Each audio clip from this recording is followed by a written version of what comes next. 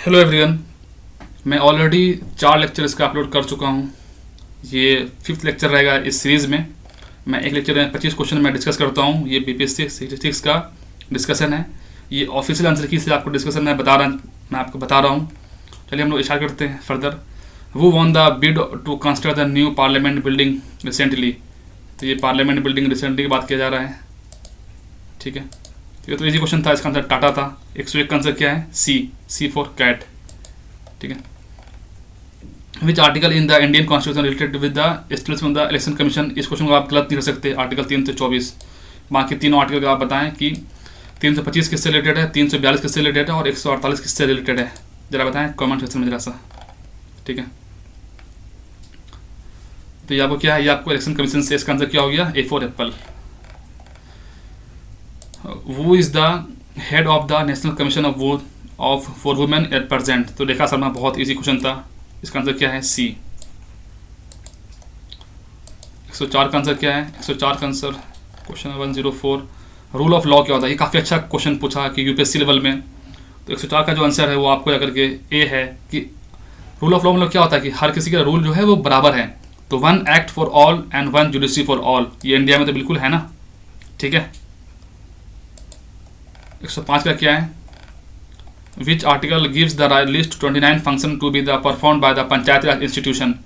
तो 100 जो पंचायती राज के पास 29 फंक्शन है उसके करने के लिए, वो कौन से आर्टिकल में ये बात उसके पावर उसको देता है? तो ये 243 जी देता है। ठीक है, इसका आंसर क्या है? D for Delhi, D for donkey.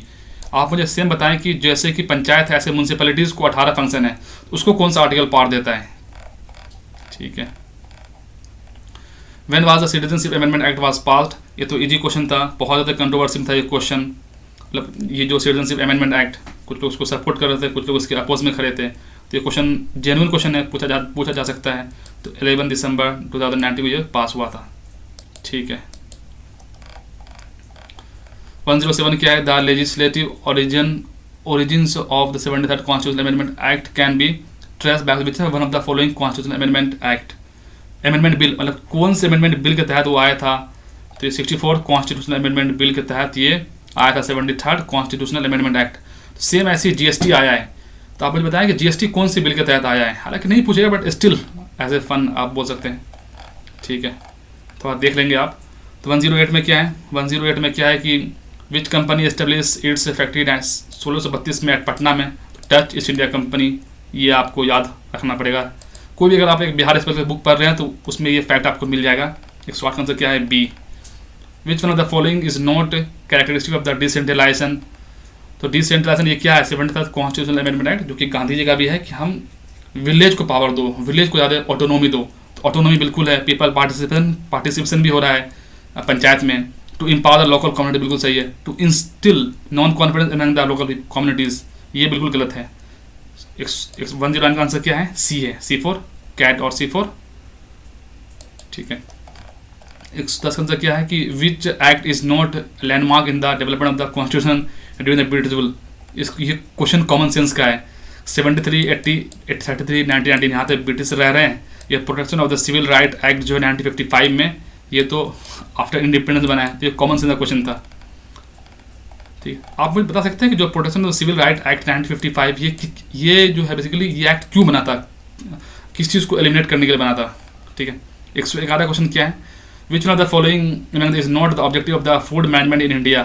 तो इसका आंसर क्या है? डिस्ट्रीब्यूशन ऑफ फूड ग्रेन बिल्कुल सही है। Procurement of the food grain बिल्कुल सही है। बफर स्टॉक भी उसको रखना है। सिर्फ export for the food grain ये उसका काम नहीं है। 111 का आंसर क्या है? D for donkey, D for Delhi.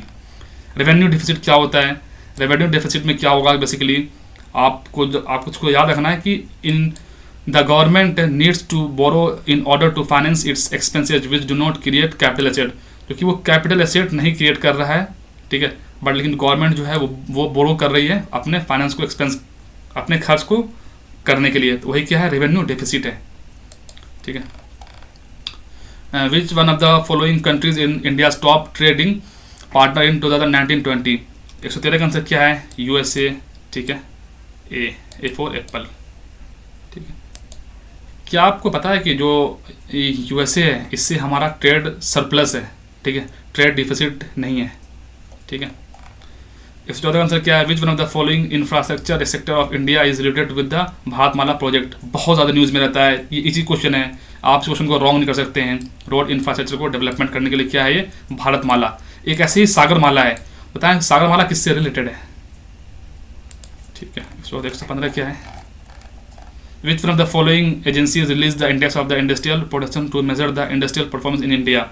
115 का आंसर क्या है, 115 का CSO जो BPSC का आंसर की है, ऑफिस आंसर की उससे क्या है, the central statistics office.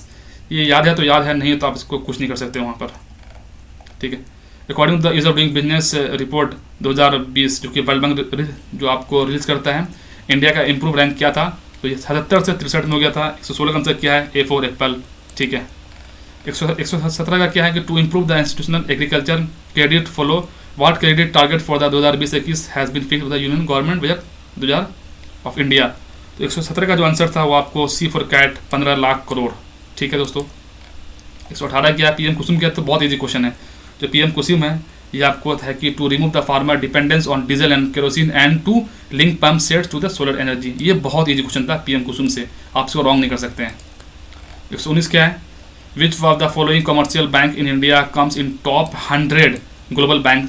SBI, ठीक है, central bank of state bank of India. आप मुझे बताएं कि स्टेट बैंक ऑफ इंडिया कब बना था, ठीक है, और इसको कब नेशनलाइजेशन किया गया स्टेट बैंक ऑफ इंडिया को। The government of India announce the new scheme Nirvik. Nirvik किसके लिए है, तो ये आपको इजी क्वेश्चन था, ये एक्सपोर्ट सेक्टर के लिए था निर्विक, ठीक है। 122 में 121 में क्या है, Bihar government has introduce the comprehensive financial management systems तो will make all the financial activities in the state online and paperless. बात बिल्कुल सही है, लेकिन इसका जो ऑफिशियल आंसर की है वो ई दिया है, ठीक है। Will solve the NPA problem, bank की तो मुश्किल है। Will is the efficient effective implement the state project, will manage the state government finance including the local bodies। अब देखिए ये जो C है ना, will ensure effective implementation of the state project, तो इसके वजह से ये एक हो सकता है, ठीक है। जो इसका आंसर जो है 121 का आंसर क्या है, वो E फॉर एलिफेंट। बिहार जो government has introduce the comprehensive financial management system, इसका आंसर क्या है, वो E फॉर एलिफेंट। 122 का आंसर क्या है कि the government of India conference the Krishi Karman award to Bihar state on the 2 January 2020। This award was given for the, ये तो बहुत ज़्यादा न्यूज़ में था, production of the and activity of the maize और वीट के लिए, ठीक है, ये बिहार को दिया गया था। 122 एक्सरसाइज का आंसर क्या है, Bihar government launch the new scheme सतत जीविका परियोजना जीविकोपार्जन योजना, ठीक है, ये किसके लिए था। तो 123 का जो आंसर है ये आपको E है, ठीक है।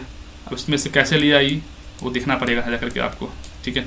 जो 123 का आंसर क्या है आपको E है, ठीक है। जो जब ऐसे आया था तो उस समय लग रहा था कि इसका आंसर होना चाहिए, हालांकि कुछ क्वेश्चन में बहुत ज़्यादा मतलब आप सोचते कुछ और है लेकिन उसका आंसर कुछ और हो जाता है, ठीक है, तो वो आप थोड़ा ध्यान रखेंगे।